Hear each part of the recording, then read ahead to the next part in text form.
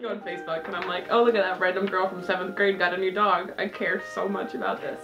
Right? When I don't.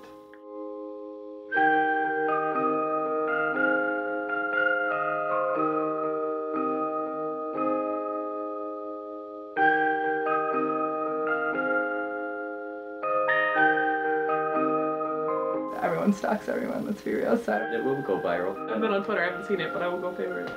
All these like reblogs and likes. When I get a lot of likes, I like it. Quote me on that.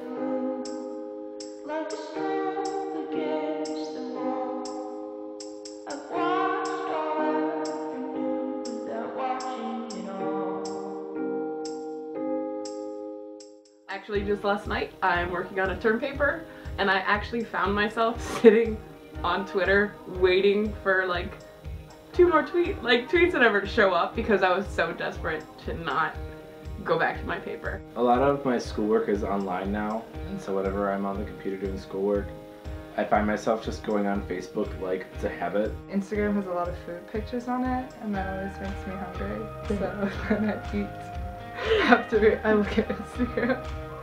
If I did give up on that, then on the social networking sites, I would get more sleep and be more awake and conscious during the day. I eat really unhealthy because when I'm just scrolling through Facebook or Twitter, I'm just not even thinking, just putting food in my mouth. The studying could be improved because I could get better studying done if I wasn't so tired during the day. Popcorn, chips, just, you know, scrolling through Facebook and throwing food in my mouth. According to Keith Wilcox's article about social networks, if a person uses Facebook often and has strong relationships with the people on the site, that person is more likely to have higher momentary self-esteem, in turn momentarily having lower self-control. This increases the likeliness that the person will binge eat unhealthy foods, and in turn makes it more likely that they will have a higher body mass index, or BMI. When someone uses Facebook more often to interact with more close friends, they tend to use the website to present themselves in a more positive light. I post pictures that like I think are flattering, or like of me doing like things that I like deem cool. A boost in self-esteem is then brought on when individuals view this online persona that they've created. The raise in self-esteem may cause someone to lose control and indulge in bad eating habits.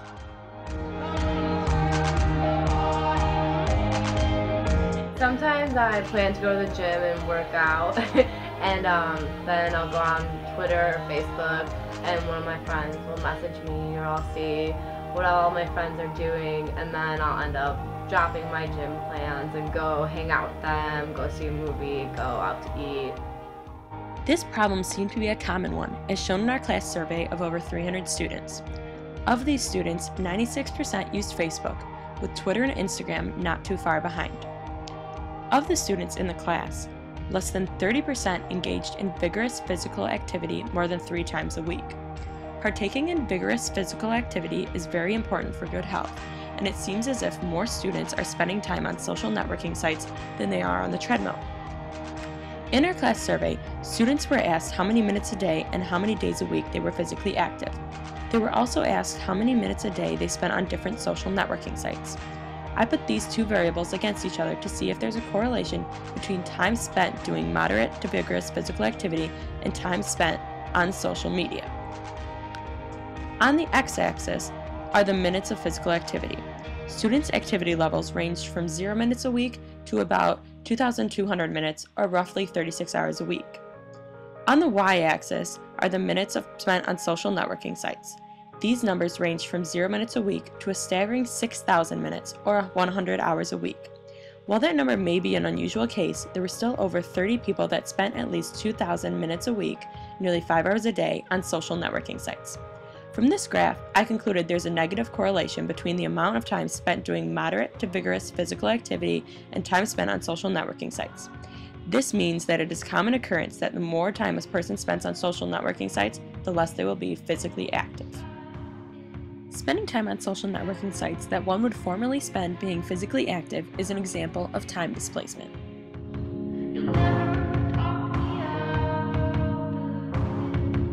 Because I'm a little bit of a procrastinator, so the fact that I put off writing this essay until last minute, and then I'm spending more time on Facebook than I am working on the essay. I definitely think it's affecting the quality of my work, and I wish I knew a way to stop it.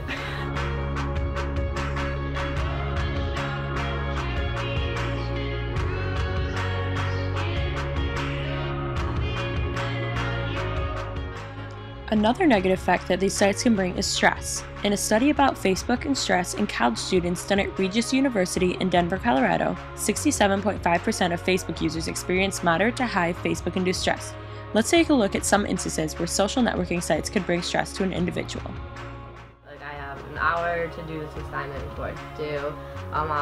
Even though I only have that time period, I will go on Facebook and Twitter anyways, and when I'm on it, I'm stressed myself out. I'm like, why am I doing this? Something will happen and like your friends will post an album of them like, oh, look at us doing this thing, and you're like, why don't I know about that thing? Or that kind of thing. So it kind of leads to more like anxiety, and then you're aware of what everyone else is doing and you're like, why am I not doing those things? I can't wait to check it. Like I need to check it like right when they like it and like go back and reply to it.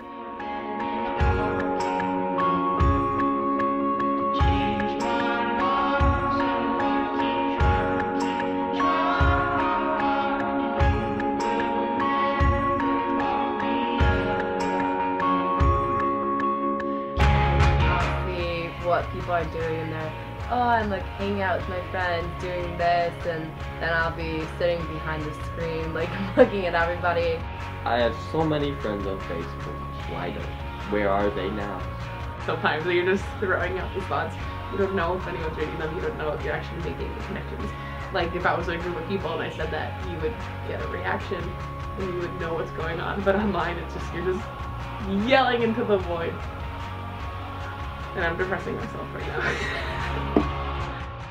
With all of the negative effects brought on by social networking sites, wasting time that could be spent more productively, increased stress, increased loneliness, and possible weight gain, something must be done.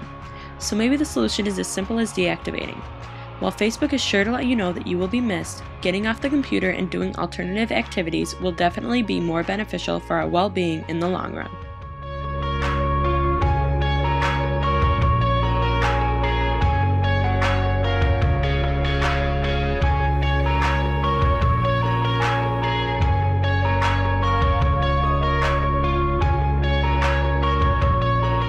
Not read a book in probably like 2 years. When was the last time you went on Twitter?